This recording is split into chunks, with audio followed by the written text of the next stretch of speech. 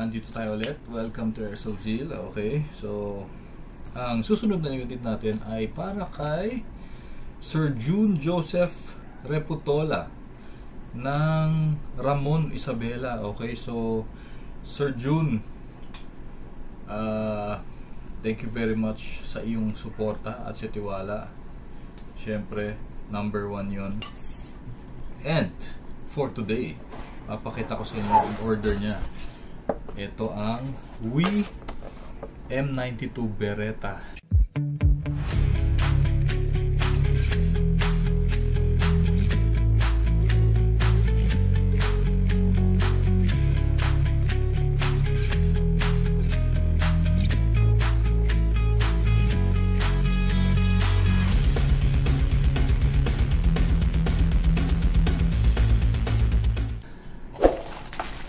In black. Oh, ha? Ito, astig to. Ang lakas maka Bruce Willis nito. Paano ba yung pose ni Bruce Willis? Tama ba? Tama ba yung pose?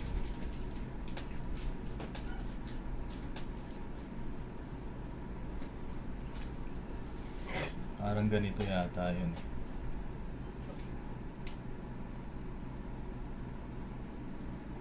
Di ba?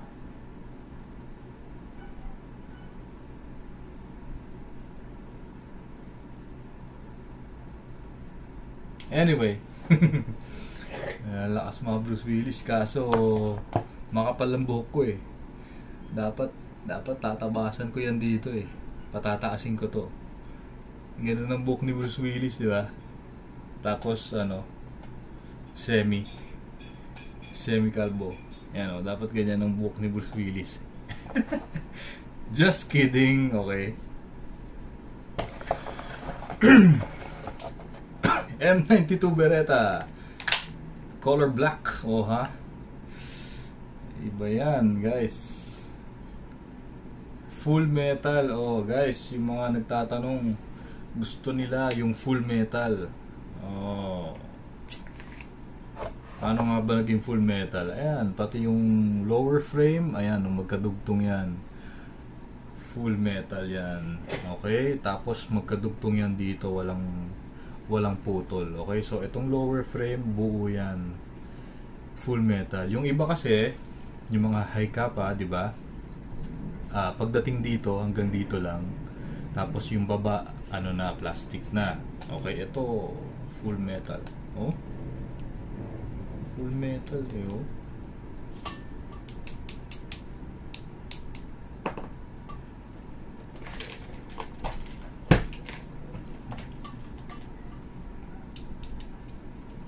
Okay.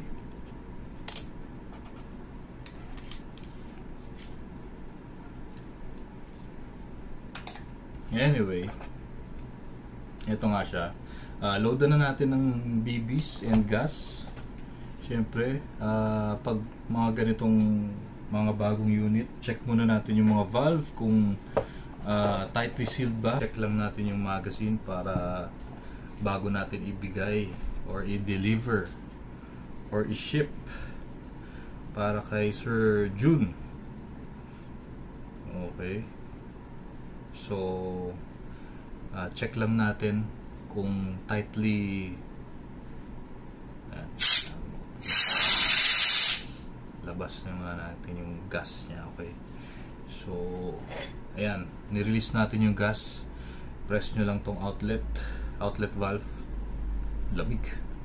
Tapos para i-lubricate nyo yung mga magazines nyo, di ba, makikita nyo yung outlet valve, napipindot yan eh. Ayan, oh. So habang naka-press siya, sprayan nyo ng silicone lube para pag nagsettle yung lube sa loob, mababasa na rin yung mga O-rings sa loob. Okay, so ayan, aso na yung ito, check lang natin kung ayan, medyo mahigpit na. Wag naman sobrang higpit, baka ano, mabasag. Tapos sa inlet naman, sa ilalim, sprayan nyo. Tapos suksuk-suksukin nyo ng ano, pwede ito, suksukin nyo lang, pero sikipan muna natin. Ayan, may sisikip pa to sigurado eh. Ayan, ayan, onting-onti lang, huwag naman sobra. So lagyan natin ng gas ulit.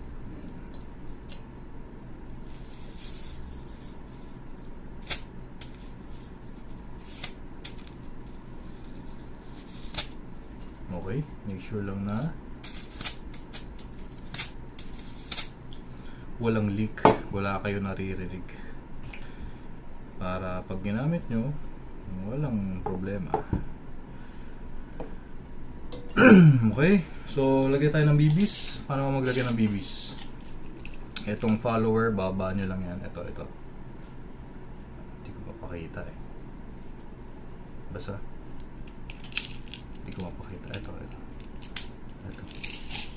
hindi ko mapakita yung follower. Basta ito, hindi kasi ma-focus eh. Basta ito na bababa yan. Meron kayong makakapitan dyan. Okay, so baba nyo lang yan. And yan, pag nakababa na siya, pwede na kayo maglagay dito. Okay,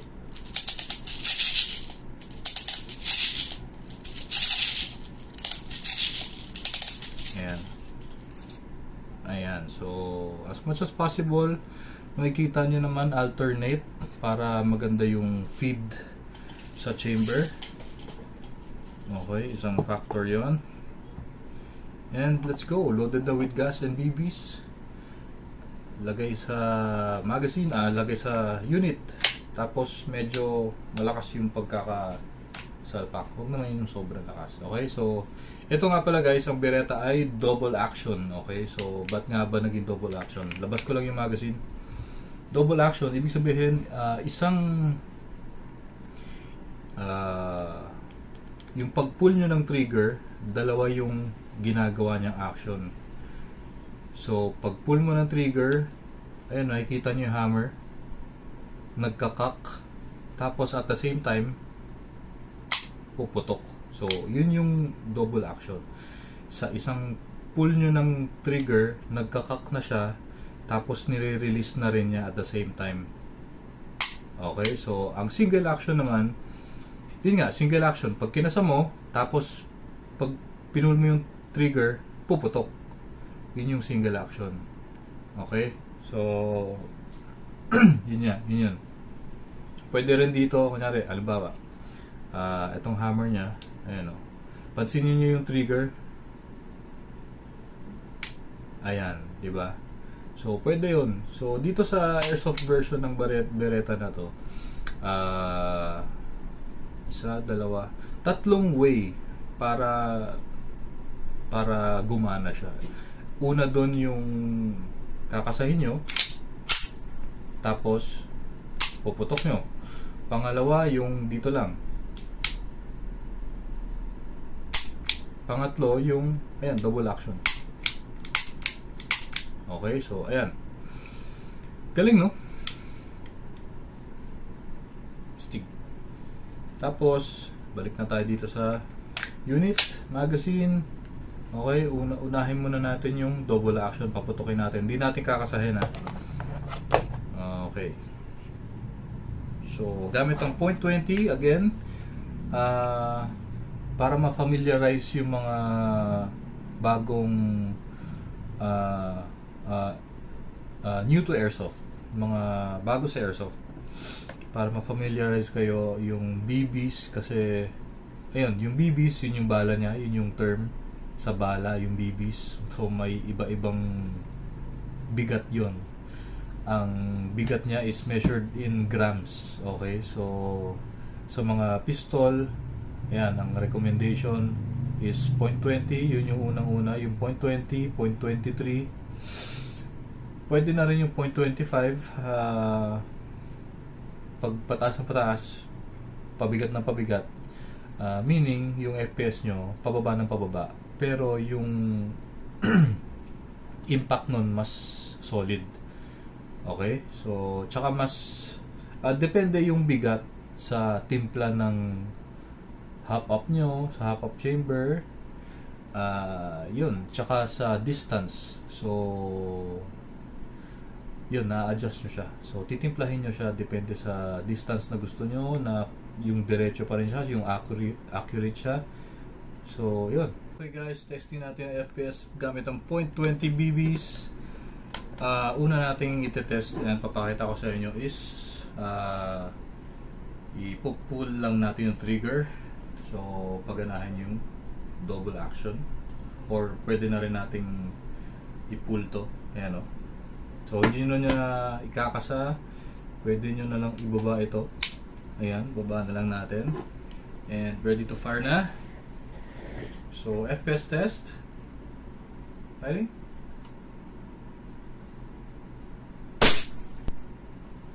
Stop.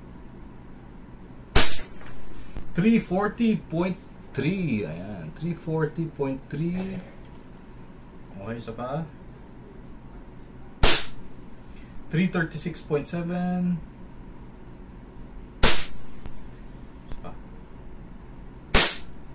329.7. Okay, so blowback test tayo. Testing natin blowback niya. Firing. Ooh. Sarap. Anyway, so pag wala ng bala, again mag-open yung slide niya. Una nyo gagawin is release nyo yung magazine, baba nyo yung slide stop. Ito yung slide stop. Okay, so i-access nyo yan gamit ang inyong thumb. Okay, so ganyan. And syempre rest nyo yung trigger. At rest nyo yung trigger.